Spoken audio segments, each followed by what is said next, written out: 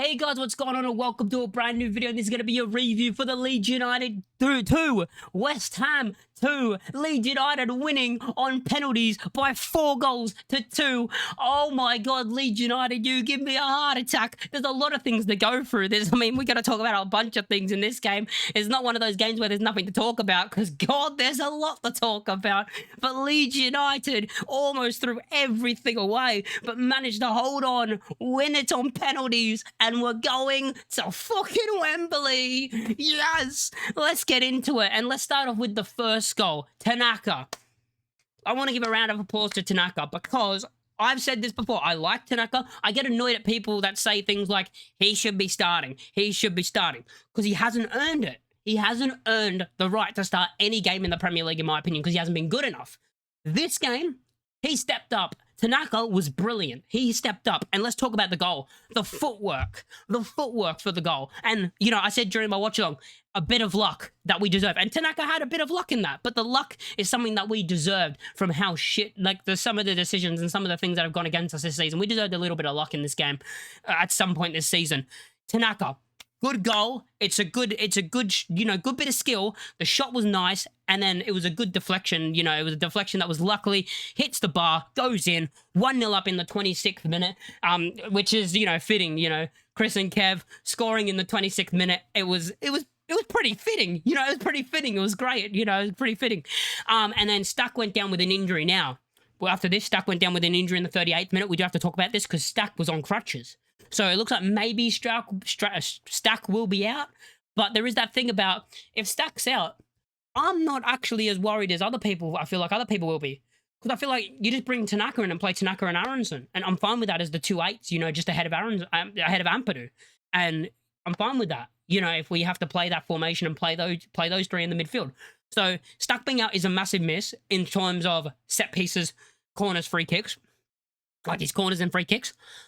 But I'm still confident that this game has shown me that the fringe players are going to have a massive part to play for the end of the season for the final 7 games in the Premier League. They're going to have a massive part to play.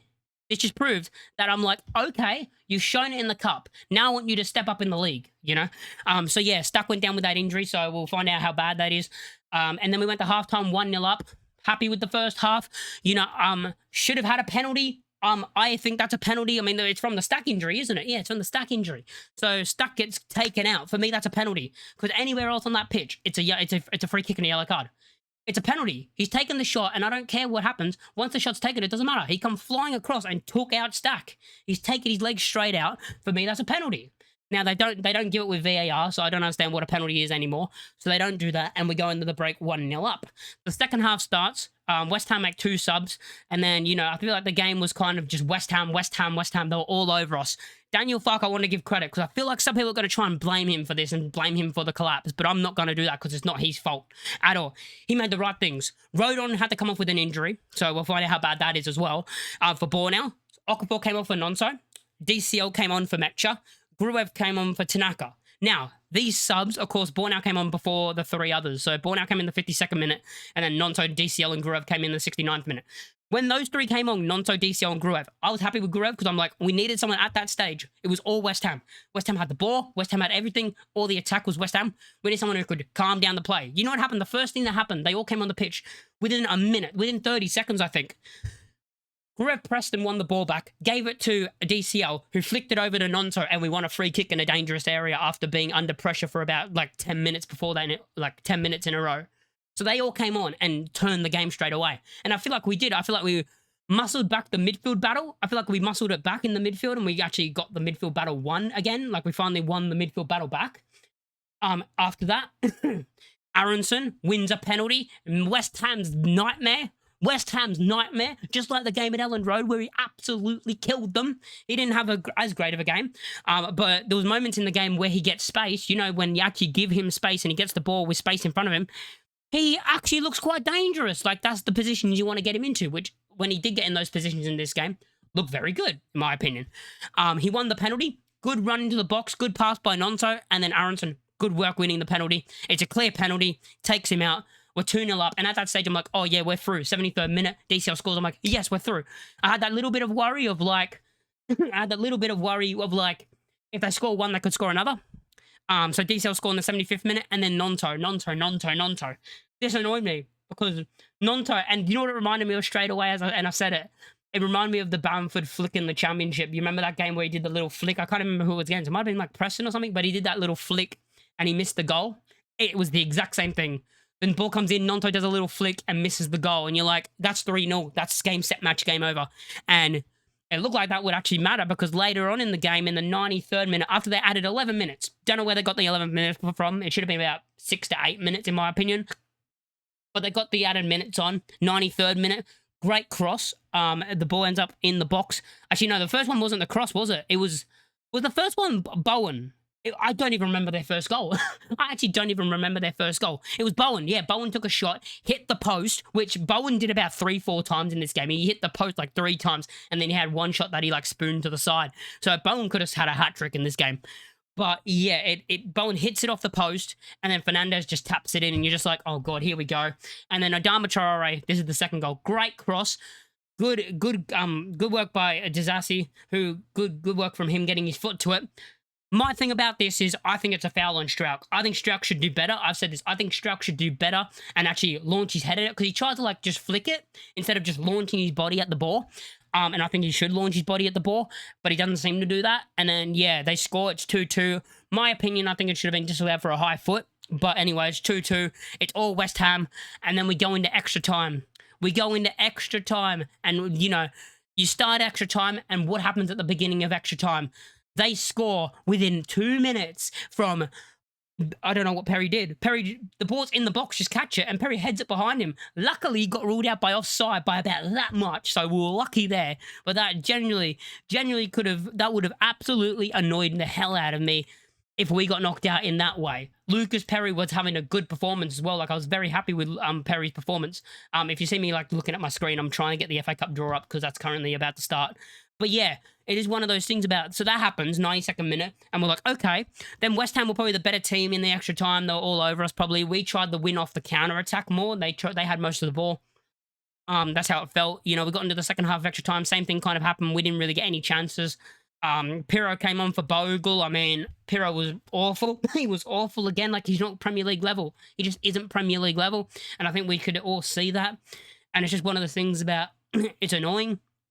Because he's just not Premier League level, and you decide to bring him on, and you say, oh, bring him on because he can put a ball in the back of the net. Well, that didn't really work because as the game ended and they had to replace their goalkeepers, so Areola came off, and Herrick, who is a 20-year-old goalkeeper, came on, and you just thought, it's written, isn't it? Young 20-year-old saves West Ham and puts him into Wembley. Script is written, amazing comeback by West Ham as 20-year-old wins it on penalties, the hero. We go to penalties, and you thought that's exactly what was going to happen. Pirro misses. First penalty. Pirro misses. And you're just like, oh, yeah, it's probably over now. Yeah, we're probably going to lose. Pirro's missed it. And then Bowen, who, you know, Bowen was very dangerous in this game. But one thing I said before the penalties is he's hit the post about 3 times. And he had one shot that was like spooned to the side. So I was like, he might be a bit off it coming into penalties. He takes his penalty. Not good and not good at all. And Perry goes the right way and saves it. Good save from Perry, and then all of a sudden, it's 0-0 still after the first 2 penalties. DCL takes his penalty, good penalty, slots it away. Kyle Walker-Peters takes their penalty, slots it away, good penalty. Brendan Aronson, good pen, slots it away. Let's go. Yeah, and then Soucek scores his penalty, good pen. And then Nonto, I want to give credit to him because even though he missed that chance where he should score, that penalty was top bins, and the keeper, Herrick, I think he got his fingertip to that. Because that went flying. He went the right way and went flying in the top bins. Great penalty, Nonto. Philip then, who is a player who scored 0 goals for West Ham, steps up. Perry saves it. And you're like, oh my God, are we about to win it? And then the man who you can argue should have done better for the equaliser, Pascal Struijk, steps up and scores his penalty, and Leeds United win it on penalties, and we're going to Wembley. Let's go through player ratings, and let's go through some player ratings. Lucas Perry, I thought was great. Like, overall performance, very good.